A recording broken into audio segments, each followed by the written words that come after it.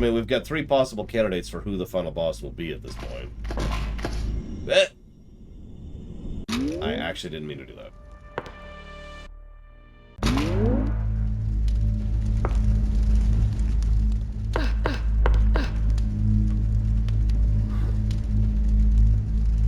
Favorite quote in a Final Fantasy game?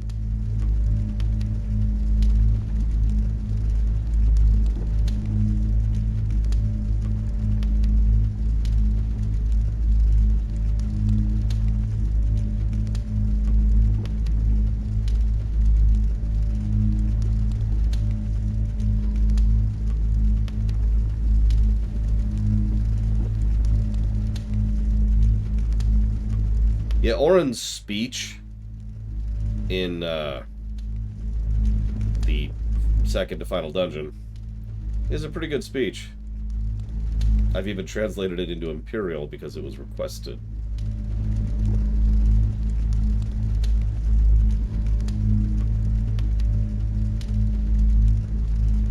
Yeah, now's the time to choose that speech.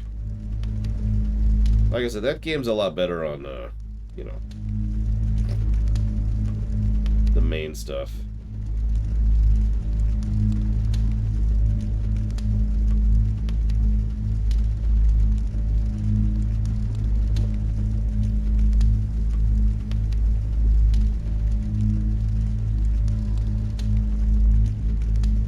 I can't find it. I don't remember the exact terminology. It's actually quoted in FF7 of all games. And it goes something along the lines of, strength without determination is useless, and determination without strength is equally meaningless. So I believe this is the second from the bottom. It's actually said by Yuffie's father, who I can't think of his name, in FF7, as you go to fight him.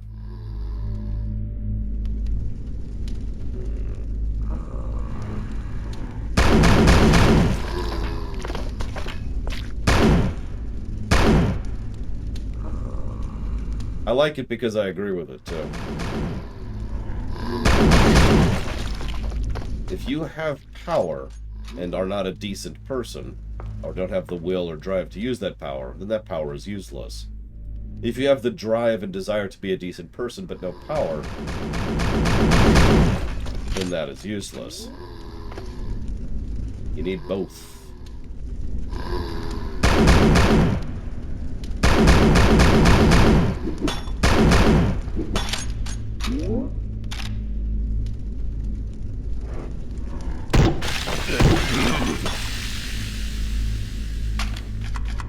Yeah, Kimahri's there. Do you mind if I spoil something for you, Ross? You ready for this? It's a huge spoiler. Gigantic, you might even say.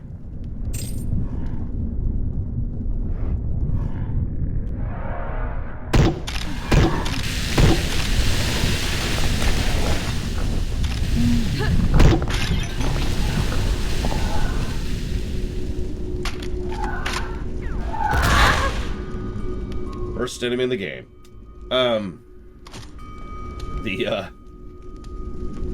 Kimahri is more of a character in 10-2 than he is in 10, by virtue of the fact that he's a character in 10-2. At all.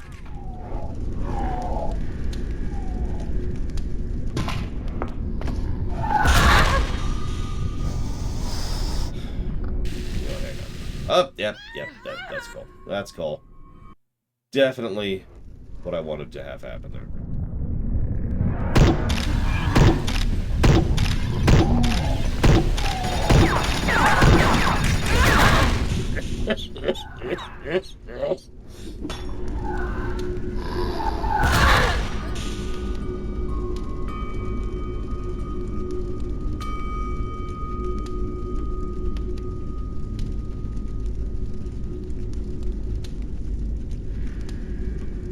You know, I don't know if bless you is the appropriate thing to say to a coughing fit. Is it? I've never encountered that before. I'm not saying it isn't, I'm just... It's weird.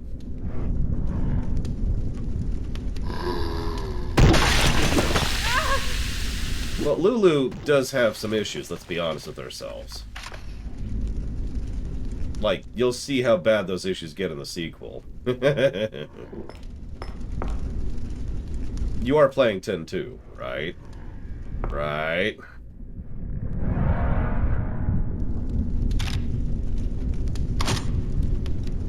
Okay, hang on. Let me...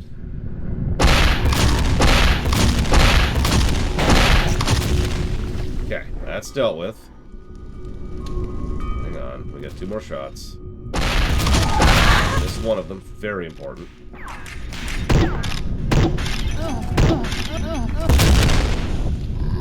Well, that worked out weirdly well. Okay, are we clear?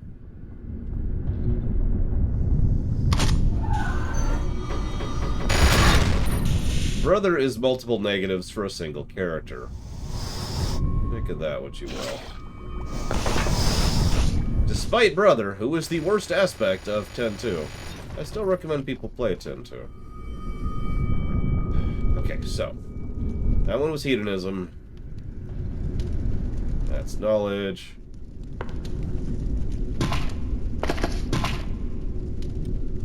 That's worship, so...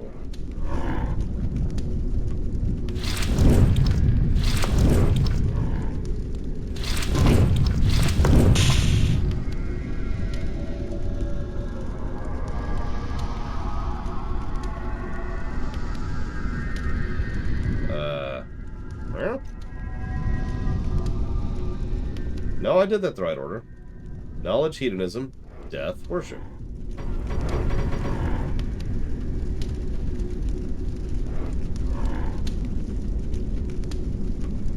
Let's try it again. Knowledge, hedonism, death, worship.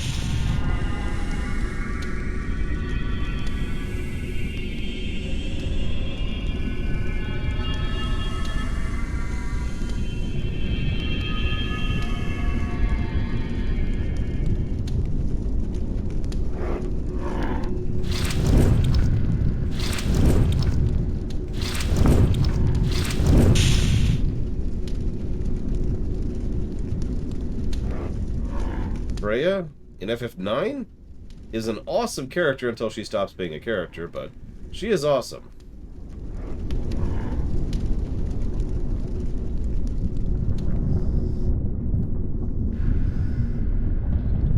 Yeah, I'll go clear a little bit. I appreciate you, by the way, Mr. Ed. I haven't said that lately.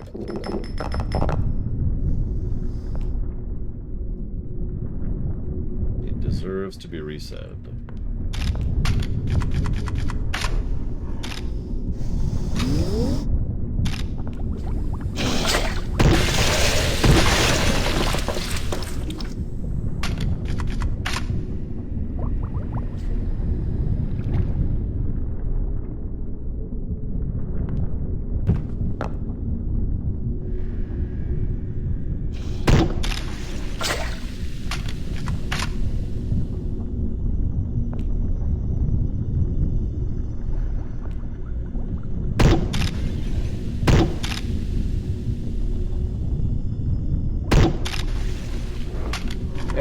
So,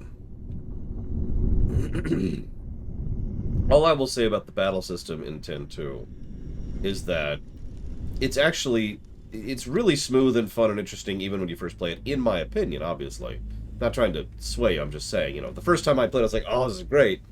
But it actually has more layers and complexity to it than you'd notice at first. There's a lot of ways to min-max that system, and I think that's kind of awesome.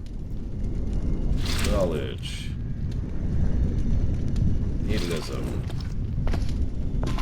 Death. Worship. This is knowledge. I like it's the third time I checked. Yeah, no, that's knowledge. Is there a sphere grid? No. There are jobs, which I don't know if you've experienced jobs. I don't know if you've ever played Final Fantasy Tactics before. But there's a job system.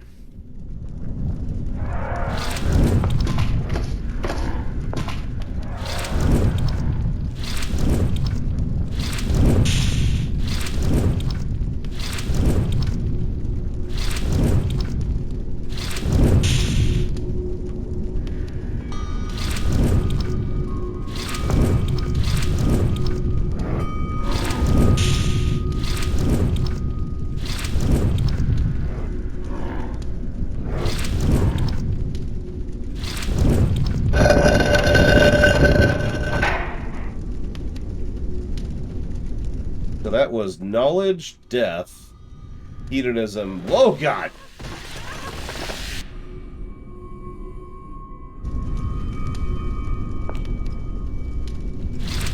Knowledge, death, hedonism, worship.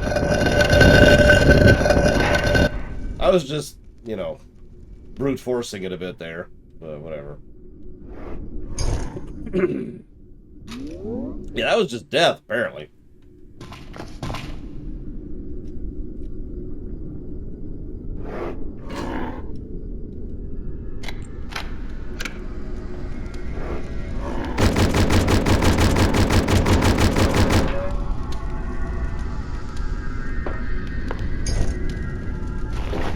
Anointed phylactery.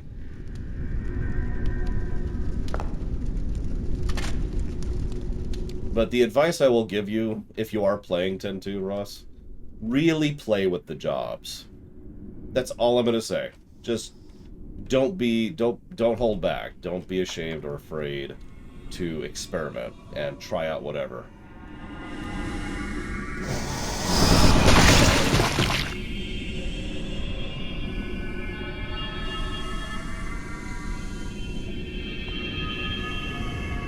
This thing? God. This sort of container is rumored to store the soul of someone who traded death for eternal lichdom.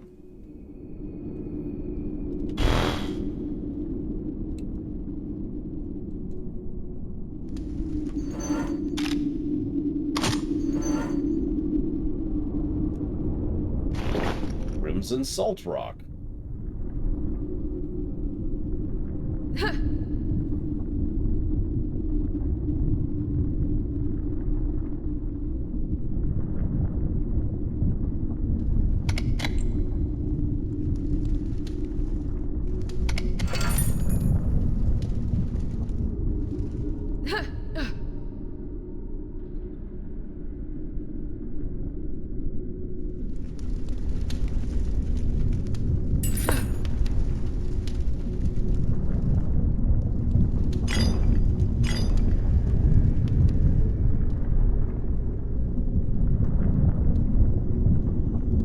I feel like I'm done here right now. I don't have the crystal key. I don't have the iron key. The end, really.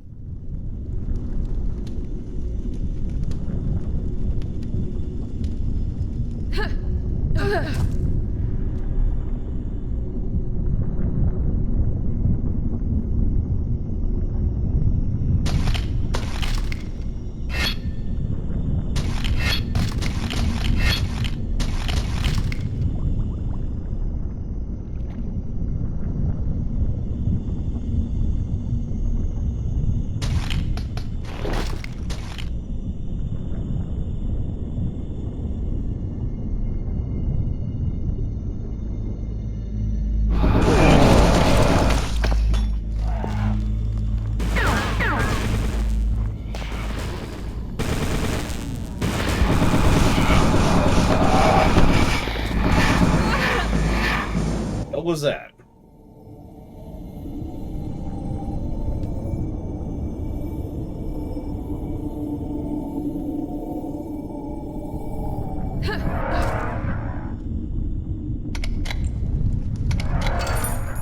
Yeah, we'll see. Like, some people say FF1 has jobs. I don't really agree with that. Like, it's only a technically, and as I've often said, if you have to pull it technically, then you are wrong.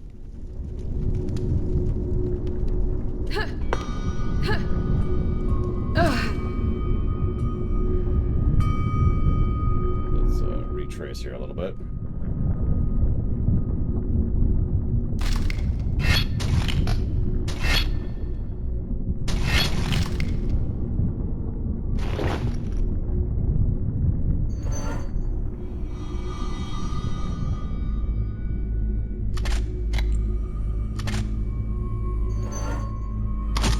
Yeah, things are pretty bleak here. Like I said, we just can't get away from Elden Ring. I don't know what we do.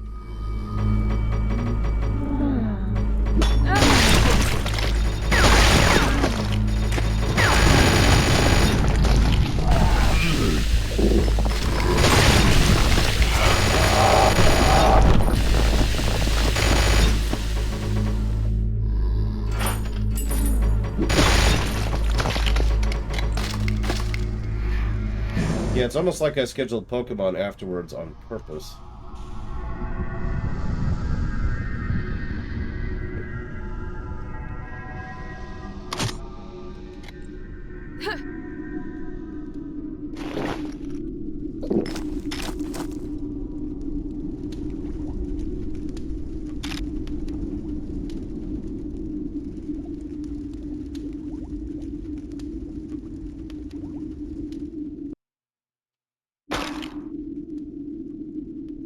Well, that's actually pretty simple, Ross. Because Elden Ring came out during the FF14 run, and Elden Ring had priority in general by virtue of being a run that's been funded for 2 years.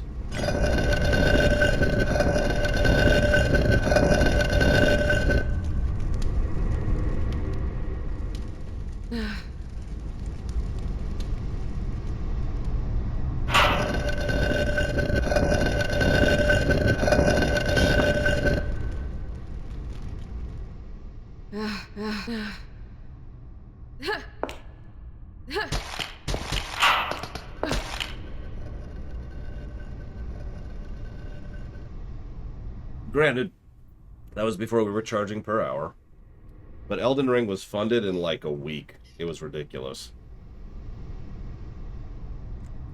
It was announced. They said, hey, it's going to be JRR Mountain and FromSoft, and people just flung money at it immediately. I was like, okay.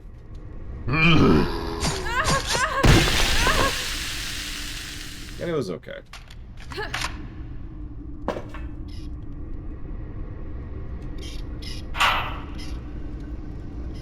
Stanley Parable's a better game, though. Actually, I was chatting about that to Pax, and I admitted to him in private, as I now admit to you, that there was something just sort of amusing to me that Stanley Parable rated higher than Elden Ring.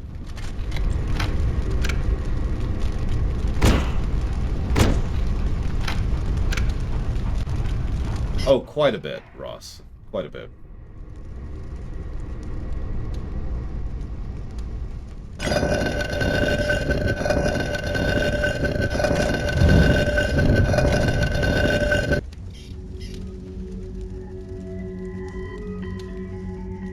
There's a song I recognize.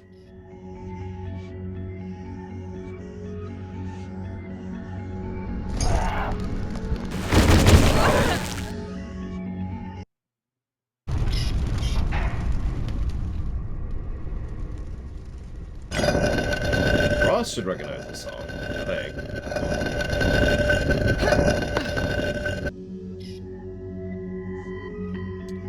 This is actually one of my own mixes, so that might not be immediately audible, but this is a mix from Fire Emblem Three Heroes, or Three Houses, excuse me.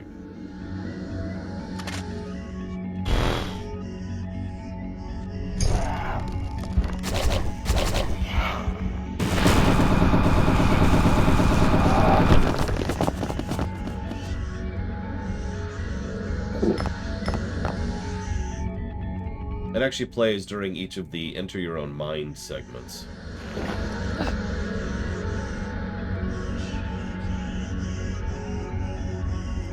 The angel motif again. Why do they keep not getting rid of the angel stuff? It's getting weird.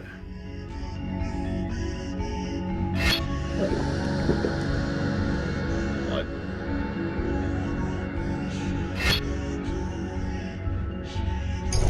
Yeah, it's the theme of Sophos.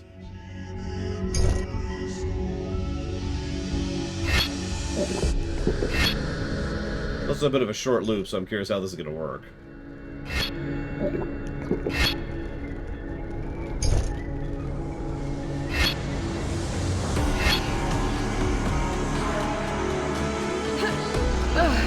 I had to play with it a bit to make it actually work. I rather like it, though.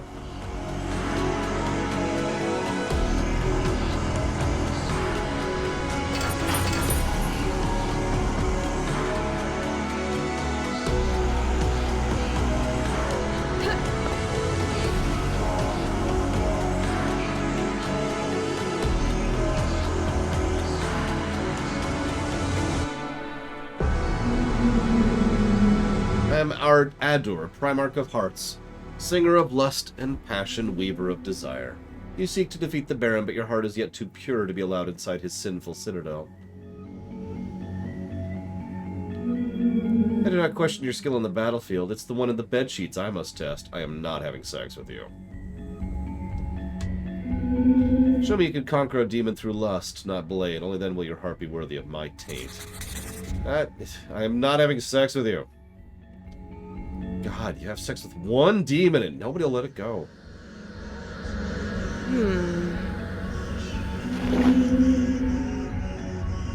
Might may conquer the battlefield, but passion will subdue your foe long before drawing steel.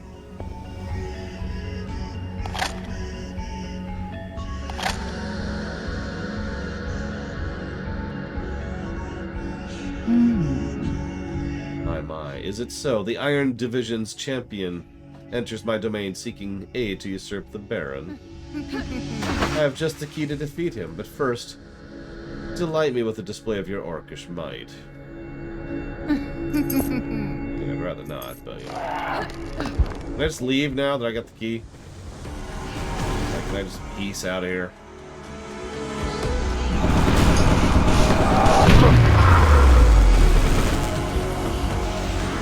Yeah, Fire Emblem Three Houses definitely has the best gameplay of any Fire Emblem game I've played. Which is not that many of them, admittedly, but I stand by that sentence. The only thing I don't like about the gameplay of Three Houses is the fact that I have no idea what just happened.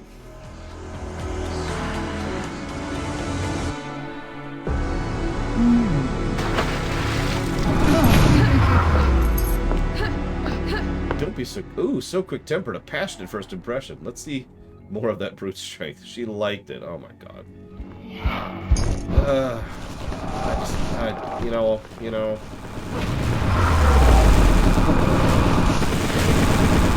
Anyways, the repetition. Fire Emblem Three Houses has a severe repetition issue.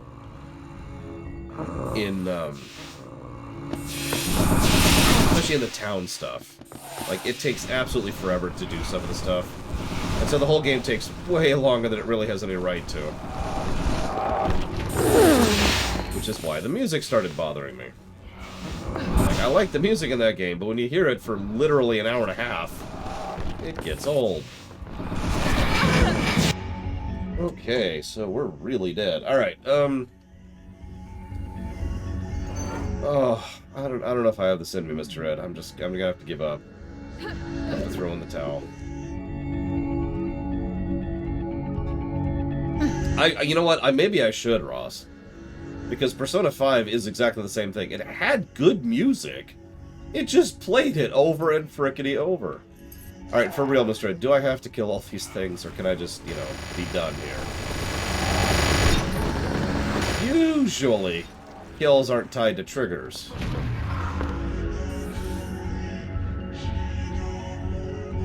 God damn it. Alright, I'll kill them all.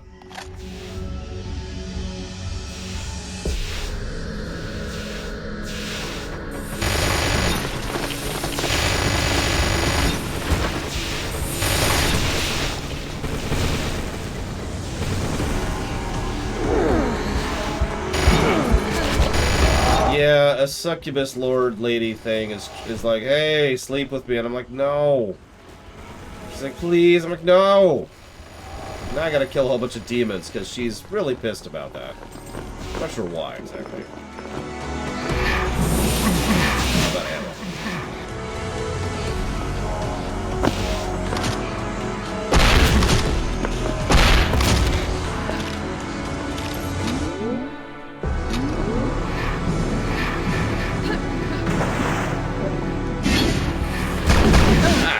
Oh god. I wasn't expecting to interrupt my momentum like that.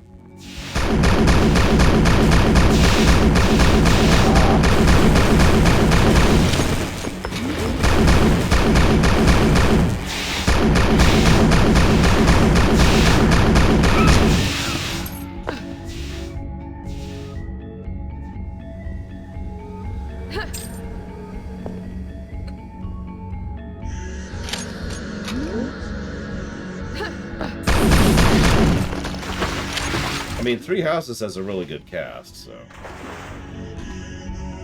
Well, okay. There are several characters which are really good in Three Houses. It's probably a safer way to phrase that.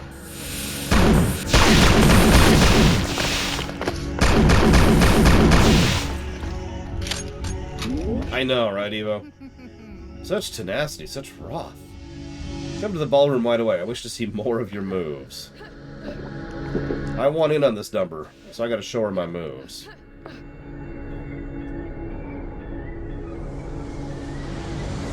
I don't remember which one I gave you for this. Do you remember, by chance, Mr. Red?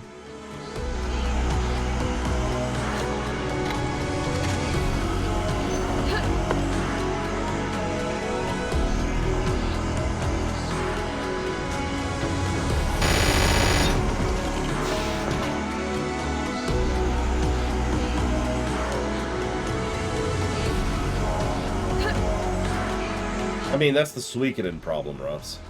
When you have 108 characters, how many of them are characters?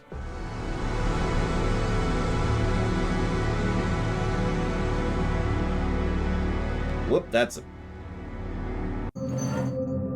Hi.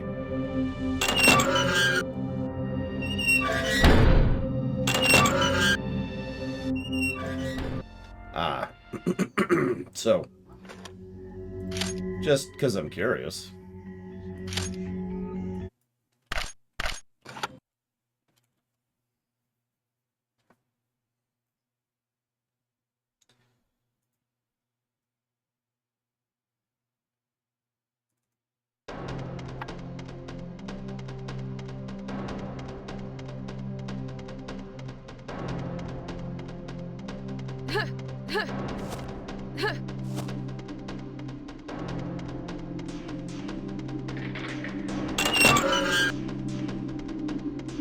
No, give it a minute, give it a minute. Because I'm curious, too. Like, I didn't know the level when you asked me. I was just going off what you told me.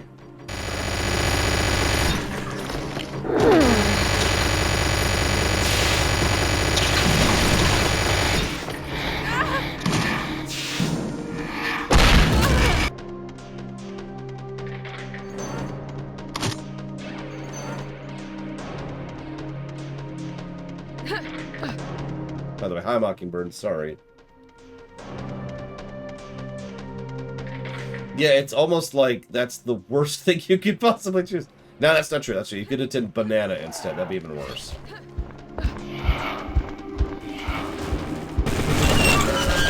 Oh god, I got shoved into the wall. Yeah, too many NPCs is also a Chrono Cross problem, I agree with that. Ballroom, right? Maybe? Here, can we dance yet? Please?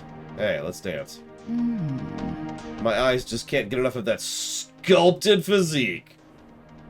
Can't help but wonder what motions that hulking body of yours is capable of. How about of a dance? No, I think FF14 has too few characters.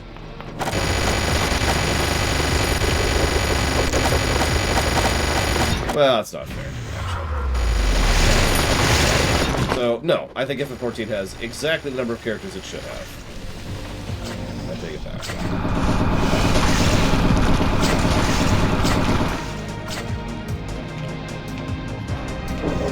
Yeah, no, it's uplifting. Which is funny, because it's not really supposed to be. This is actually the last dungeon of this particular game. Breath of Fire 5, if you're wondering. Yep. Yeah, we're dead. I'll be doing a rumination of this game. It's fine.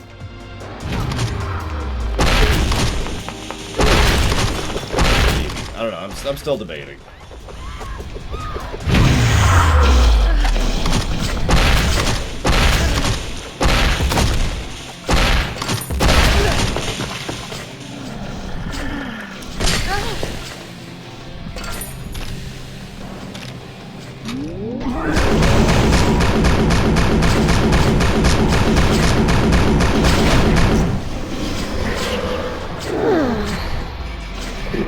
A little bit, Mr. Red. I'm not gonna lie to you. I'm not a good liar.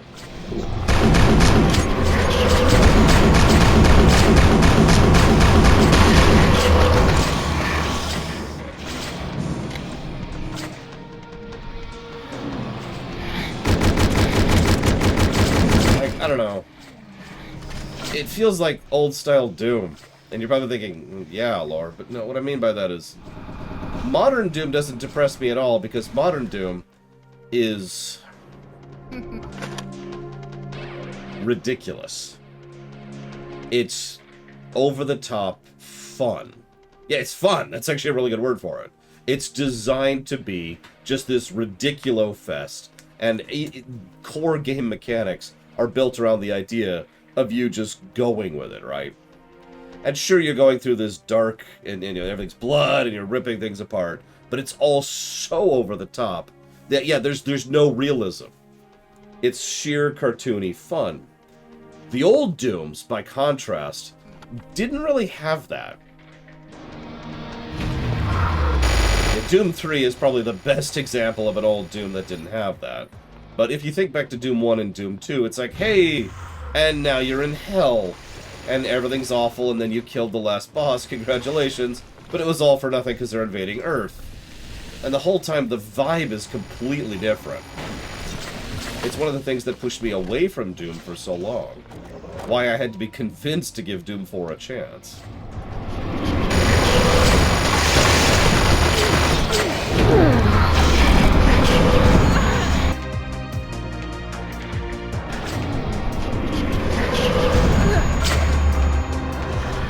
Where is it?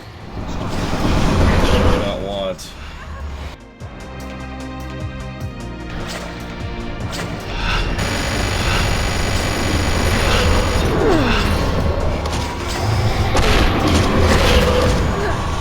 Anyways, does that answer your question, Mr. Red?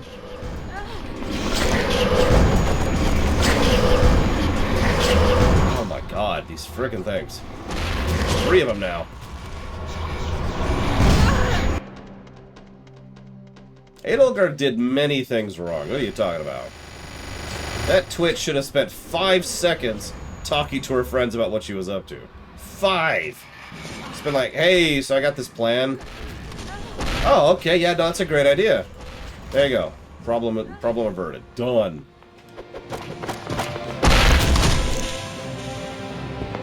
This uplifting music does not fit at all, but I don't feel like alt-tabbing right now. So you get to listen to one of the most uplifting songs that exists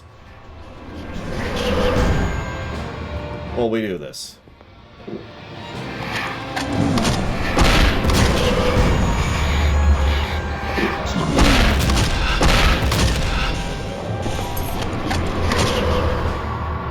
I have never actually played Radical Dreamers, although I'm aware of it, obviously.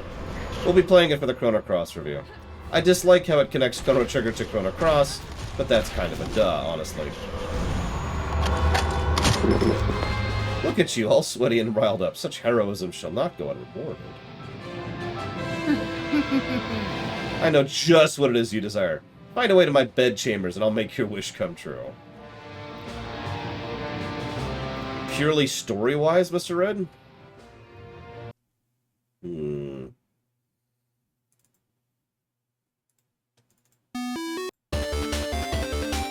8-bit music. Listen, Mockingbirds. Oh, correct.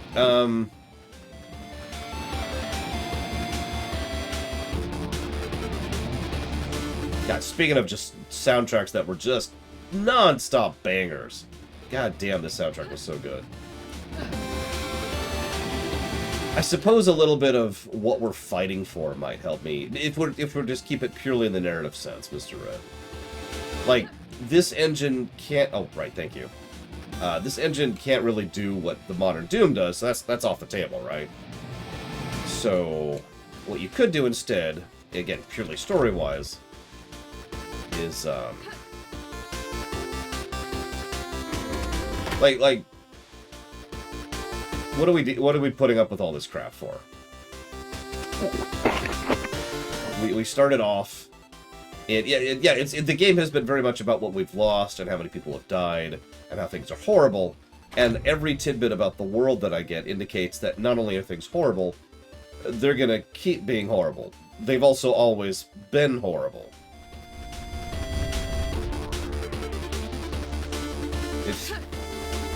I don't mean this as an insult, but it feels very Eastern European.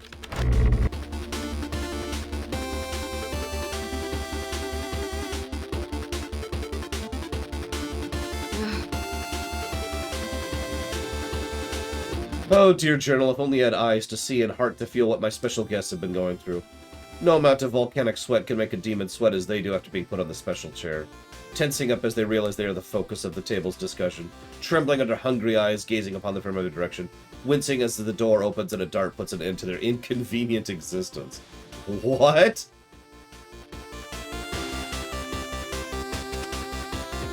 Oh, well, there you go, Mr. Red.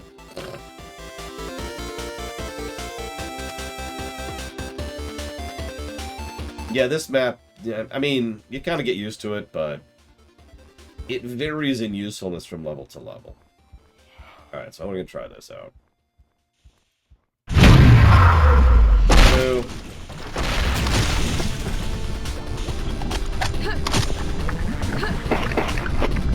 like I said, I don't mean it as an insult. I've just noticed over the years, as I've done quite a bit of... This is the kitchen. I've done quite a few analyses of quite a few bits of fiction. I've noticed there tends to be trends, very, very generic and always not always applying, but Eastern European works tend to be more depressing overall. They tend to be more focused on, and yeah, here's the fridge. Ha ha ha. That's great. I love it. Eastern European stuff tends to be more focused on how horrible things are, and how they're always going to be horrible, and they're always yeah, it's The Witcher, you know.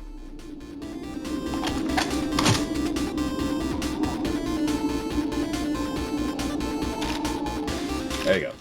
Poland. Here's the garden. Gotta have a garden. Feed the kitchen.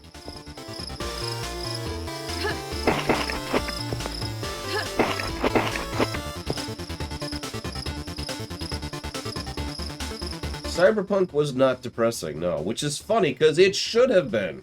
If you know anything about the cyberpunk setting, you know it's actually an extraordinarily depressing setting. But the game was extremely uplifting. Weird. This is new.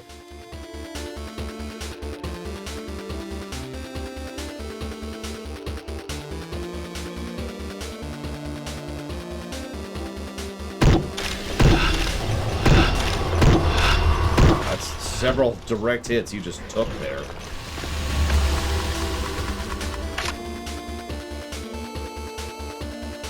Yeah, exactly. Like, anybody who studied Cyberpunk the setting knows, that setting is messed up. And instead, almost every individual and every side story and every quest we did was all about people who were decent and trying to make things better and uplifting things. It's just, it was a really positive game. Which is weird. Yeah, not giving up, big theme there. The ending, I can't disagree, but I also don't agree, I think. It's that, well, there's this thing called war and politics, play to evolve.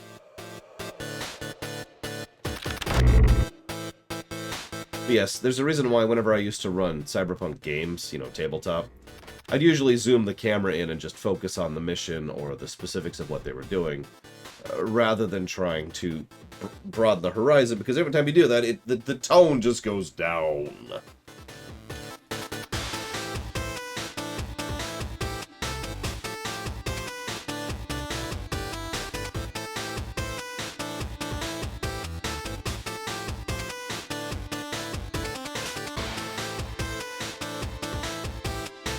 Forgive me, my dear journal, but I can't allow you to understand these words, for they are far too shameful, even for me. I've been visiting the library.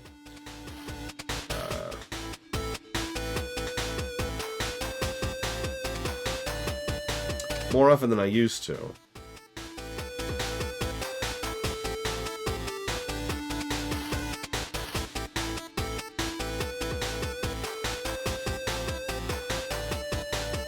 looming from the shadows and admiring a most...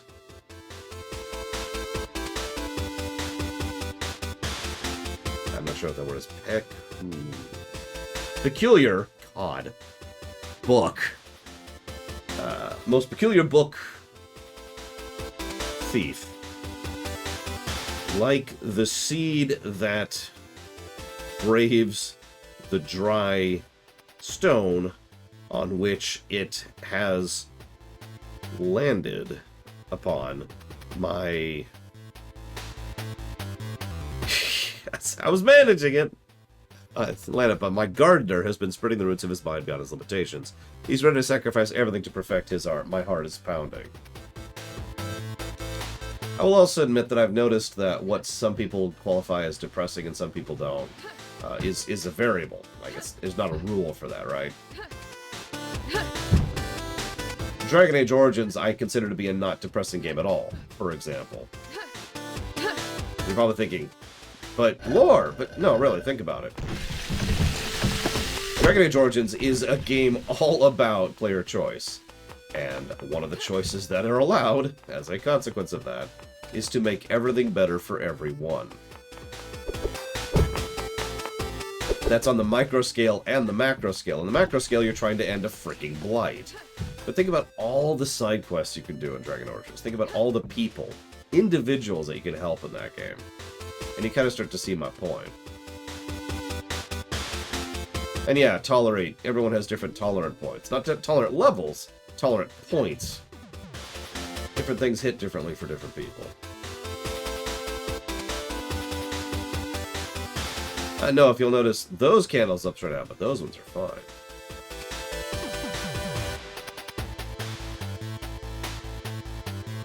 Yeah, City Elf Origin, which, when I was reviewing it, I actually gave a negative for being so tonally dissonant from the entire rest of the game. And not only that, but for being edgy for its own sake. It reminds me of a quote, Mockingbirds. There was, forget the exact wording, but it was someone was saying, you know... someone was saying, you know, that there should be some kind of material reward for being able to help everyone and be good in the game, in a video game. And someone said, no, there doesn't have to be. The material reward is being able to help everyone. And like, what do you mean? Like, there should be some consequence for helping people. And the response to that was, my power fantasy is helping people without consequence. I'm misphrasing it terribly. But the tone of the whole thing just really stuck with me. Yeah, exactly, Mockingbirds. The reward was helping people. In Dragon Age Origins specifically, one of the things that really stuck with me... Come on, I know I can make this. There we go. One of the things that really stuck with me was the kid in Redcliffe, whom you could choose to save. You remember him? Come on. Yeah, you're probably thinking, oh, that's rewarding, but no, hear me out for just a second. It is rewarding, and that's absolutely true, but what really stuck out for me for that was they bothered to get the kid who does the voice acting for him to say a simple thank you. Remember that? And it's such a minor, dinky little thing, but the thank you, the voice acting sounded sincere. It sounded like they were thankful for us bothering to save their life. Father always said you should thank people who help you, so thank you. And that made dealing with all that crap and doing all that arc and keeping all the villagers alive and slogging through the castle and then going to the Mage Tower and then doing the entire Mage Tower and then coming back with the lyrium and then going into the thing myself and then getting rid of the demon, all of that worthwhile. You know what I mean?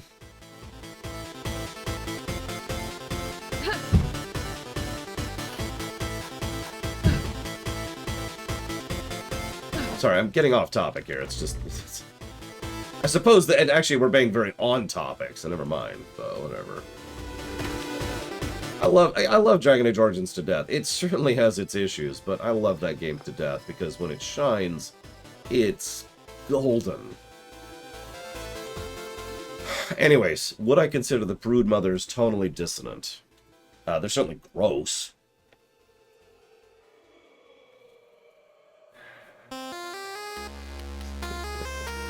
I do remember that, Mockingbirds. My voice is slowly giving out, I just noticed that.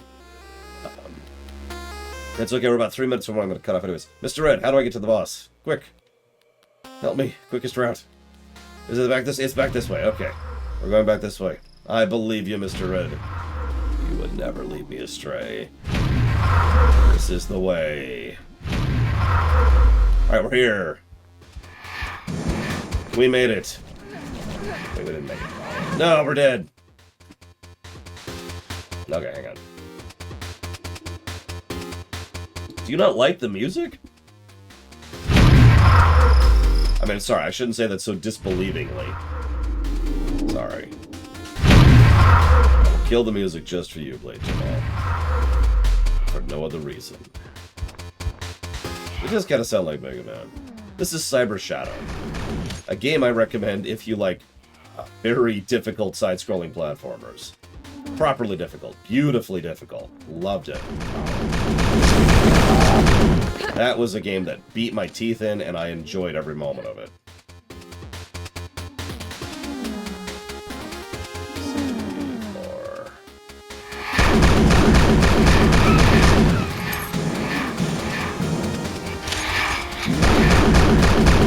Well, that gives that away a bit, doesn't it?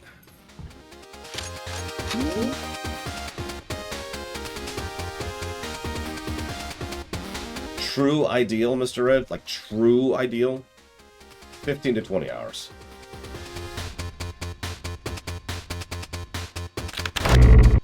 Alright, hang on.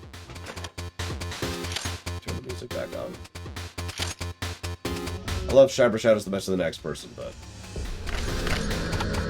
yeah, Chrono Trigger or FF6 length, to be blunt. Both of those games are actually quite short. So is FF5. So's FF4. So's FF7. Even FF9 only gets up to like 25 hours if you don't know what you're doing. Absolutely, Mr. Red. And not just because you made it. I like this setting. I think I've made that obvious. The story score alone should say everything it needs to. Okay. You kept me waiting. The massive bed isn't easy to keep warm, you know. Now it's my turn to tease you. See that spiraling soul fragment? A gift from the Baron. I need to turn this down a little bit. Jeez Louise. Just a bit. It's a gift from the Baron. Such fragments make a key to his newfound source of power. He needs it to keep his elf pet in check. Can you believe it? He'd rather trust me than Nithriel. Trust. A volatile concept among demons. You'll see. I'm not fond of the Baron's orderly ways, but I am not fond of your intentions to slay him either. So I say we leave it up to chaos. If the fragments find their way to your hands, I won't object. A game of hide and seek, something to entertain your wits with. Oh, and if you're a good little stud, I might just help you complete Adder's trial after you find out how to obtain the fragments. Wink. Okay.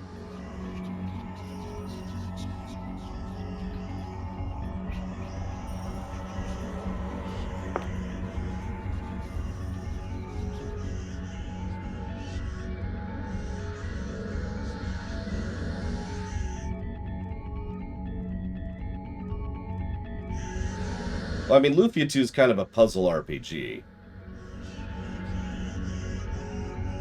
Whatever you want to make of that. Oh.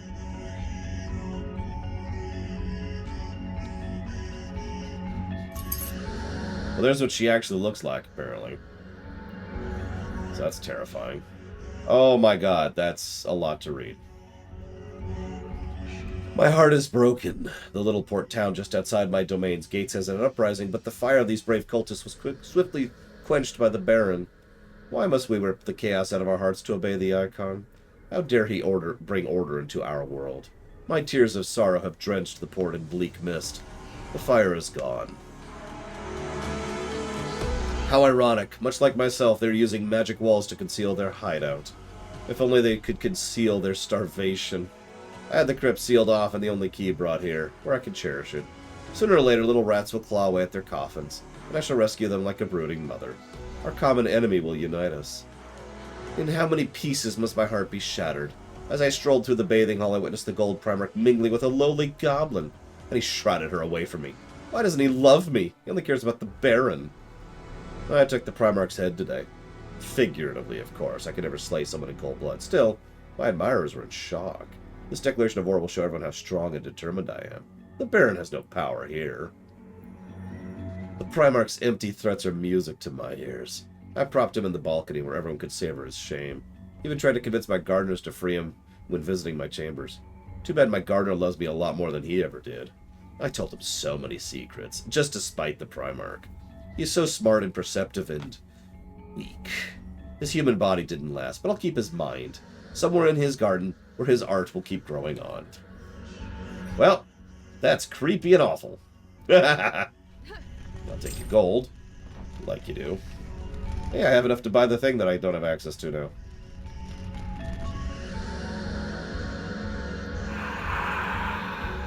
Get me out of this shameful dump and I'll make you rich. You have my word. Yeah, sure you do, buddy.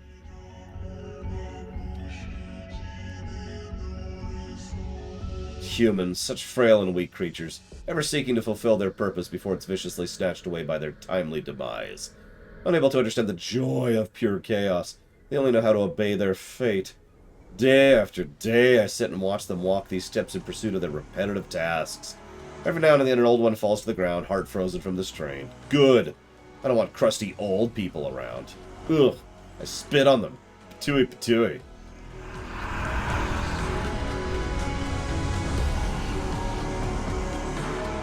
Yeah, she's messed up. But then again, you know, succubus, so that's how that works. We drink her booze. Very important. Gotta get sloshed. Can't save the world if you're sober.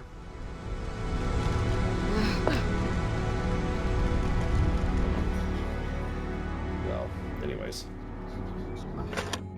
That sounds like a decent cutoff point to me. But before we move forwards, I want to make sure I've got my notes. I mentioned that. I mentioned that. I mentioned that.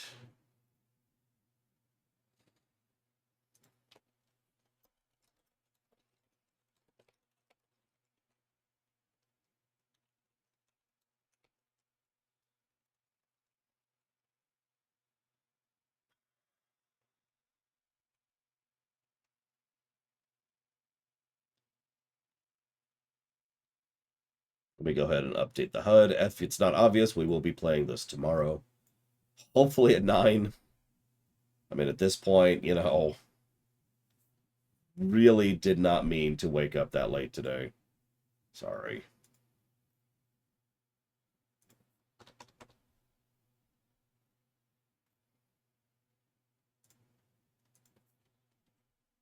Okay. And that's where we're at right now.